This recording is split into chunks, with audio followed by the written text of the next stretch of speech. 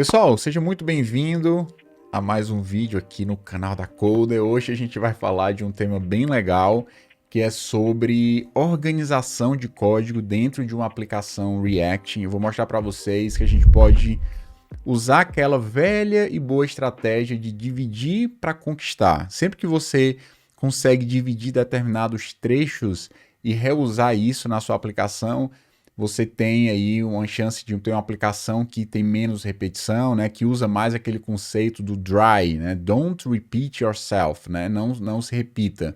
Em outras palavras, é um vídeo hoje não tem tanto, eu não tenho aqui um pré-planejamento pronto, a gente vai construir juntos aqui uma ideia, eu tenho uma ideia na cabeça do que eu quero falar, mas eu não tenho um planejamento, a gente vai seguir juntos e mostrando para vocês o uso de hooks, tá? React Hooks para a gente também organizar a nossa aplicação.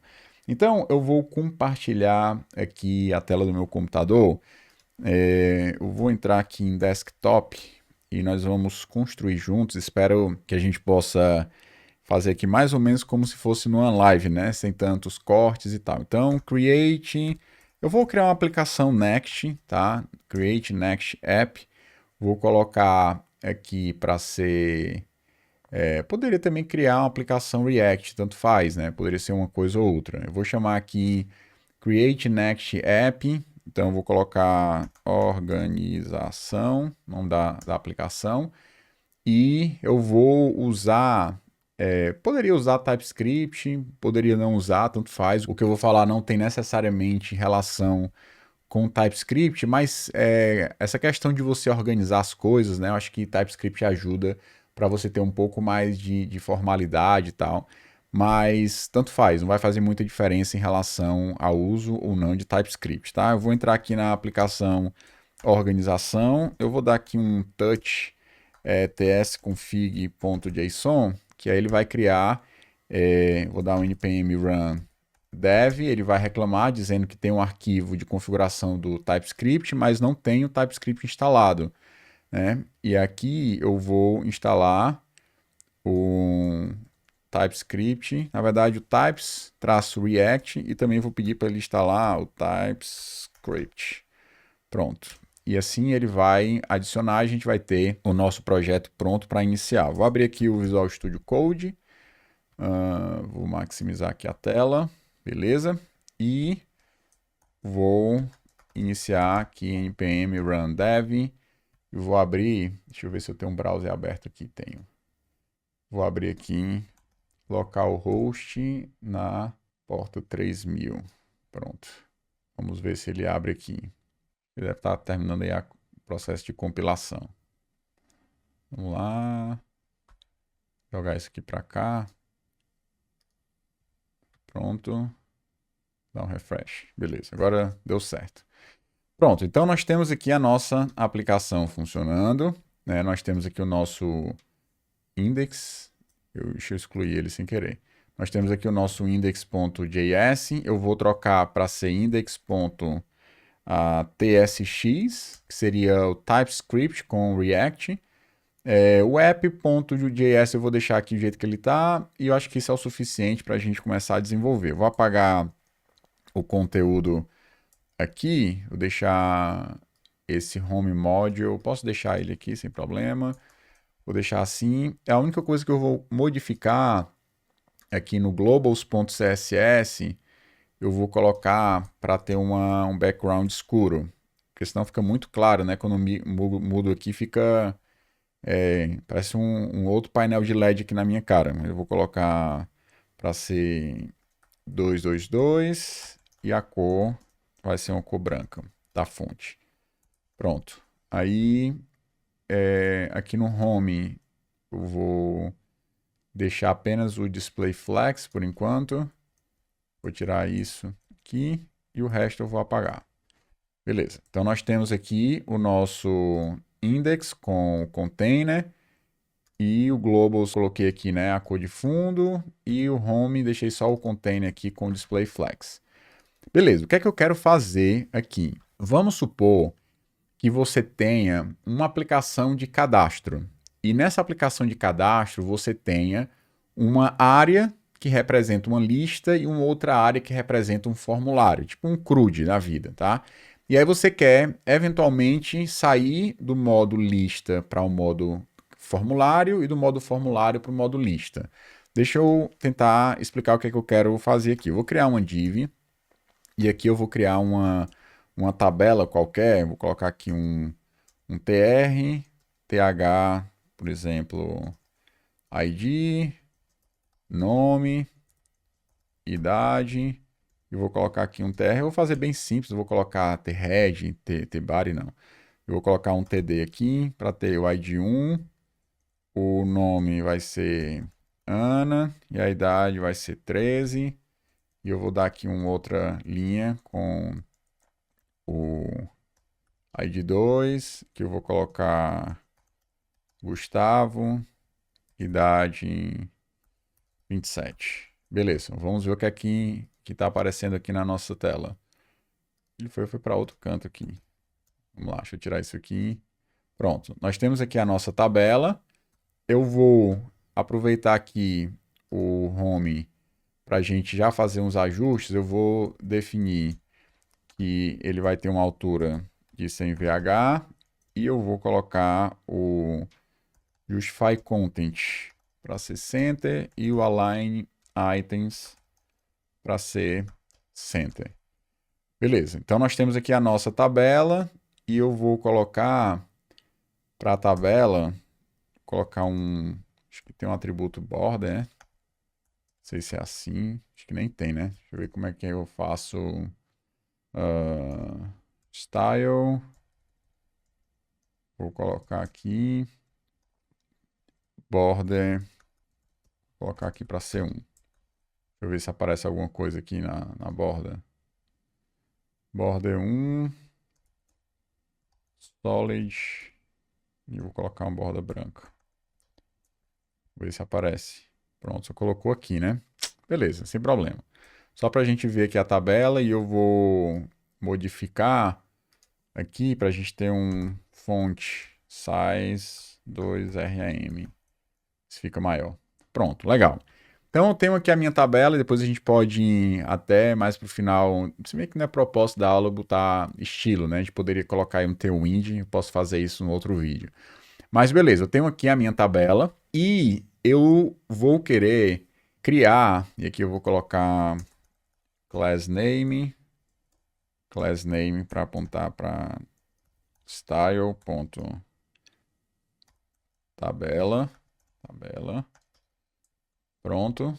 E já que eu criei isso aqui, eu vou colocar lá aqui um ponto tabela border pixel solid com FFF, vou tirar esse style daqui, não precisa. Beleza? E aqui no caso vai ser tabela, eu vou querer aplicar isso na table. Beleza, continua aqui funcionando. E nós vamos querer, eu vou querer criar uma outra div aqui que vai ter um class name que eu vou chamar aqui, que vai ser style.formulário. E eu vou colocar aqui nesse formulário um span, por exemplo, nome, e aqui eu vou colocar um input, text, e vou colocar aqui o que seria um relacionado à idade. Idade e outro relacionado ao ID. Só para a gente simular aqui como se a gente tivesse um formulário, né, para mostrar os dados.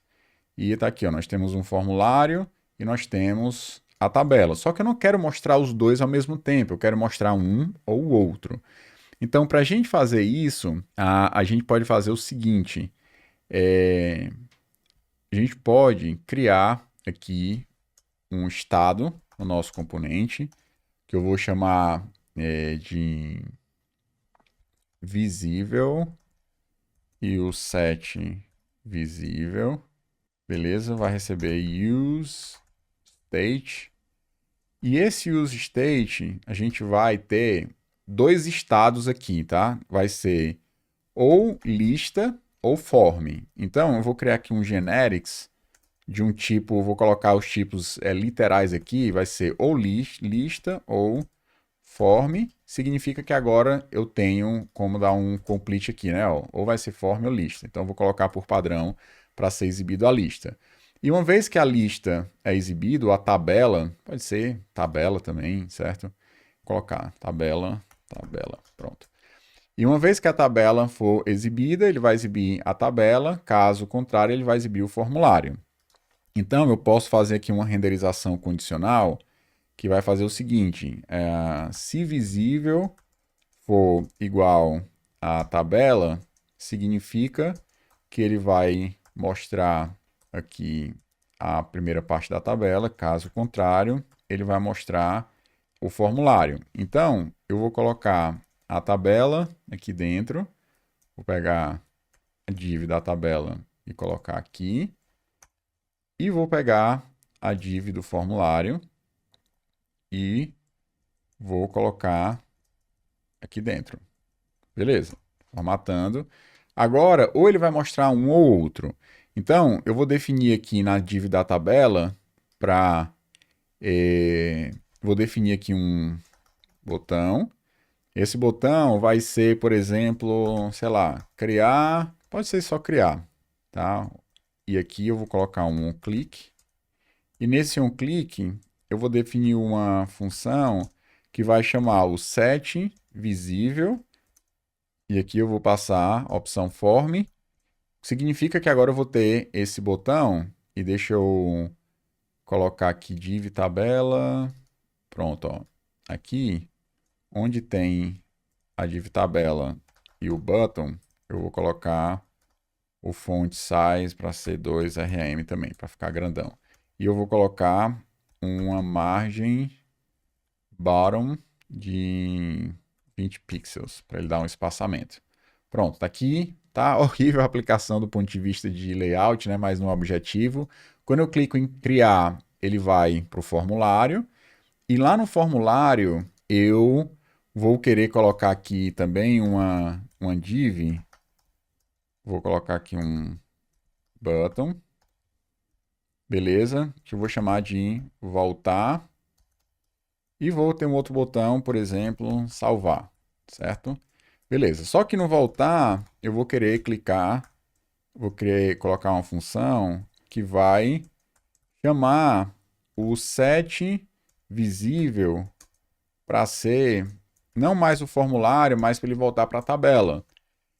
E eu vou criar aqui uma classe específica para o botão que eu acho que fica mais interessante. Então, class name, vou colocar aqui em style.btn. Vou aplicar isso aqui para esse botão também. Beleza. Style.btn. Vou colocar um clique aqui para baixo e vou substituir isso por btn. Assim a gente tem os dois botões com o mesmo tamanho. Então, voltar, tá faltando só aqui no meu formulário, vou colocar esse style aqui também aqui nele. Pronto.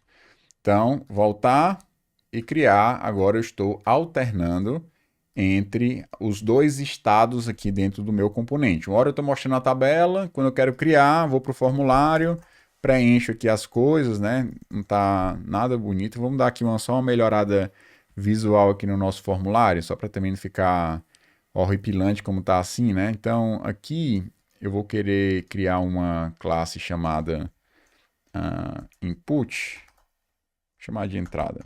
Entrada.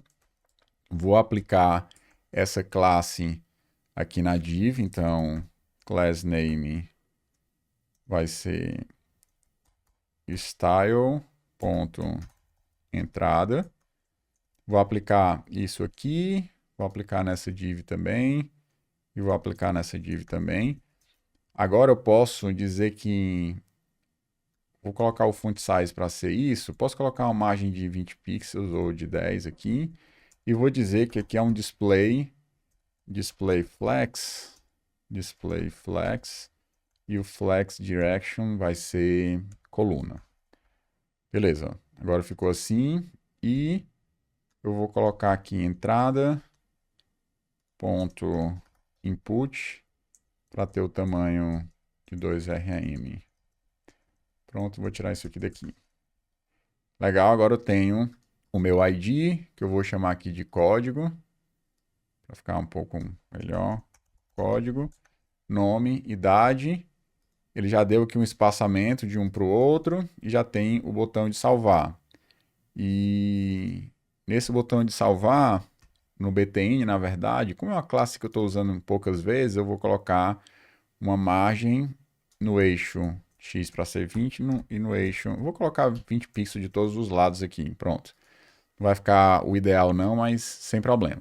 Então nós temos aqui voltando e o criar, que vai ficar navegando de um para outro. O que é que eu quero mostrar para vocês nesse vídeo? Eu quero mostrar como é que a gente pode usar hooks para nos ajudar a organizar isso sem ter essa lógica aqui dentro do nosso componente. Por exemplo, imagine que se você vai criar várias e várias telas que precisa lidar com essa questão de um CRUD, que vai mostrar uma tabela, que vai mostrar um formulário, que vai mostrar uma tabela e um formulário, e você precisa ficar fazendo essa jogada sempre que você for fazer isso. Isso serve não só para o que eu estou mostrando aqui para vocês, mas serve para outros exemplos, outras coisas que eventualmente você queira encapsular dentro de um hook.